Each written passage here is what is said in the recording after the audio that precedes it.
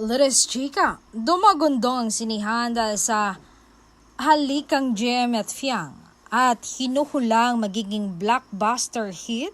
Iyon dahil sa ganda raw. Ang Donbell kaya, dadagundong rin kaya ang mga sinihan sa kanilang love scene at kissing scene sa darating na May 27? At ayon sa mga staff ng TSW, ay sigurado raw na dadagundo ang mga sinihan. Hindi lang kilig ang kanilang mararamdaman, kundi bubuhos rin ang mga luha.